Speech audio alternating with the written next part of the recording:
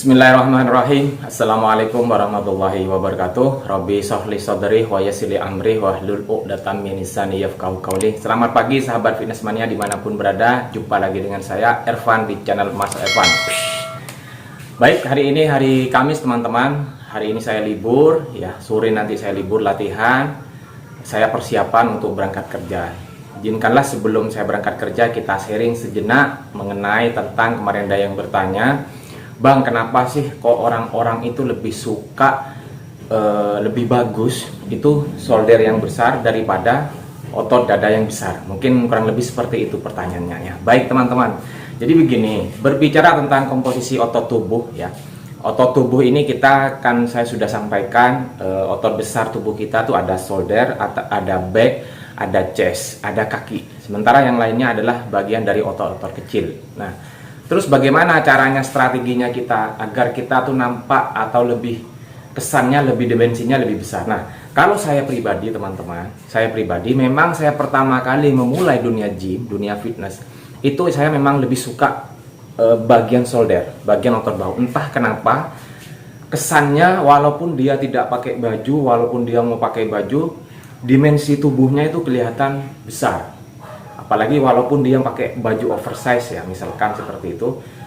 Tidak tahu kenapa. Nah, sekarang kalau misalkan teman-teman itu kita kembalikan kepada biasanya itu lebih ke keinginan biasanya. Banyak yang bilang ke saya, Mas, saya latihan ini hanya pengen besarkan dada saja. Kalau otot yang lain mungkin bisa ngikuti. Mas, saya pengen kebanyakan sih perut biasanya. Mas, saya pengen perut saya ini tidak begitu buncit, Mas. Saya pengen rata. Sementara otot dada yang lain juga tidak begitu menonjol. Memang banyak tujuan. Nah, makanya kenapa saya tekankan kepada teman-teman di sini adalah pentingnya jadwal, teman-teman ya. Ingat, latihan angkat beban itu adalah seni memahat tubuh, seni mengolah otot. Jadi, definisi tubuh yang seimbang, otot yang seimbang itu kalau menurut saya memang kalau misalkan kita seorang atlet memang dihitung dari body fat-nya ketika mau tanding. Tapi kalau saya pribadi, karena saya sudah berhenti hanya sebagai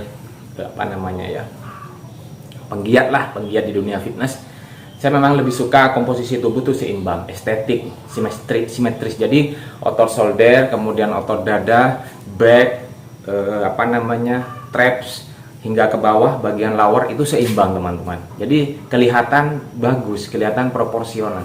Tetapi kembali kepada genetik kita. Kembali ke genetik kita, memang lebih dipengaruhi pada hormon genetik sebenarnya, teman-teman ya. Contoh saya, misalkan saya dengan berat badan sekarang 87, tinggi 174, pengennya ke 90. Saya bagian yang weak point saya yang paling berat, yang paling susah bentuknya adalah bagian betis. Jadi sudah berapa kali saya latihan, mesti ketika saya latihan kaki, juga latihan ketika otot-otot besar, saya sempatkan untuk melatih otot betis walaupun dengan gerakan standing calves ya, seperti ini. Tetapi progresnya itu lambat, tetapi tidak apa-apa.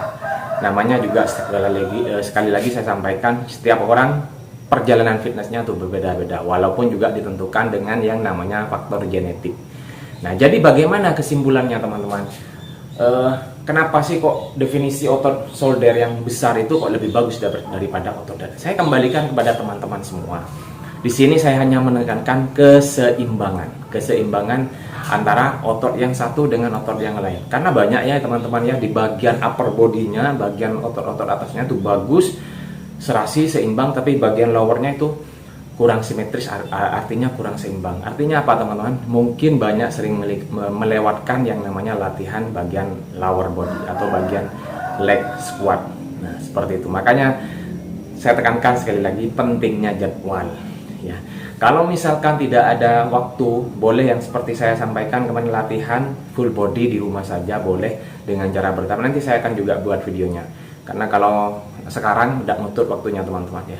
Karena masih persiapan untuk mau berangkat kerja ya, yang full body workout ataupun fokus bagian upper body kemudian lower body itu bisa ya.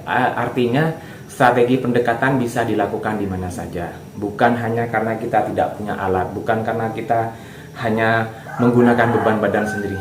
Tidak ada alasan untuk itu, teman-teman. Kita namanya olahraga, sekali lagi adalah penting. Olahraga itu prioritas. Sama seperti saya, teman-teman, namanya mood itu ya, namanya mood, perasaan itu naik turun, sama seperti motivasi.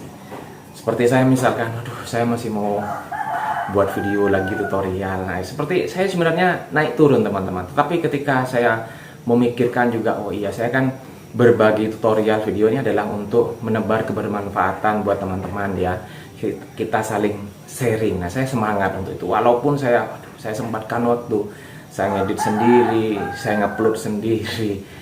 Nah seperti itu teman-teman. Jadi kembali kepada diri sendiri, saya untuk apa sih latihan? Apakah hanya fokus untuk ya sekedar status, hanya fokus untuk sekedar pengakuan? Ya jangan. Jadi pentingnya mengatur jadwal seperti itu. Sekali lagi, fitness journey orang beda-beda, fitness journey-nya. Ayo, semua teman-teman punya potensi, semua teman-teman itu punya kesempatan. Jadi kalau misalkan ada salah satu kesempatan untuk teman-teman, ketika ada kesempatan itu, kapan kesempatan itu? Ketika kita masih diberi nikmat sehat teman-teman. Makanya kita manfaatkan ya, namanya orang itu butuh sehat. Percuma orang banyak uangnya tapi tidak sehat, karena kembali kepada kepengobatan, kita keluar uang ya. Bukan saya mau apa ya, kadang ada orang, waduh buat apa olahraga terus, mending cari uang, buat apa gedein badan. Nah, itu mindsetnya yang kurang tepat teman-teman. Mindset yang dulu, bahwasanya gym, angkat beban itu hanya untuk gedein badan, hanya untuk nakut-nakuti orang, hanya untuk menunjukkan bahwa kita paling kuat. Itu yang kurang tepat.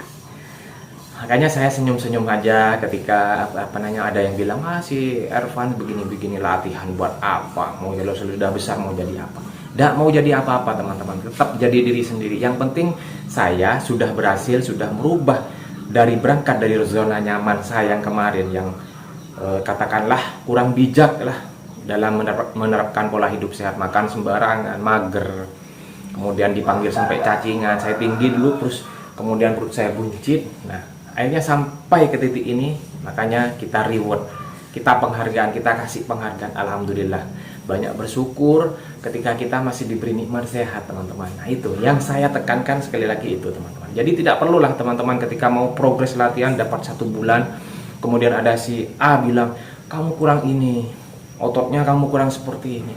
Sudah, kita bukan latihan bukan untuk dinilai orang, kecuali kalau memang teman-teman mau niatnya di body contest, mau niatnya di ikut tanding, bolehlah, kita ada target, sesuaikan dengan kemampuan finansial kita, seperti itu.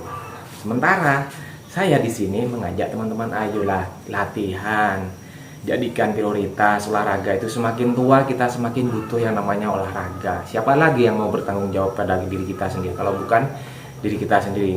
Orang lain tidak akan peduli. Seperti bisanya hanya menilai saja. Nah jadi tetap fokus lurus. Buat apa sih? Sudah, yang penting kita tidak merugikan orang lain. Yang penting kita tidak menyusahkan orang lain. Nah, ujung-ujungnya nanti, Mas, saya mau latihan seperti ini, kok badannya bagus, waduh. Pujian, ingat, pujian itu adalah racun teman-teman ya. Ingat, pujian yang tulus terkadang juga namanya orang sudah kadang menjudge kita ya, dengan penilaian yang kurang baik. Tetap pikirannya orang akan seperti itu, dan kita juga harus semakin berhati-hati. Makanya tetap kita fokus sama diri kita, tidak perlu toleh kanan kiri. Kamu programnya kok bagus, kamu kok progresnya kok bagus. Tidak usah ngurus-ngurusi orang lain. Sudah, kita fokus sama diri sendiri. Insya Allah nanti seiring teman-teman waktu 1 tahun, 2 tahun, hasil yang akan menentukan. Selain dapat bonus, pokoknya banyak dah.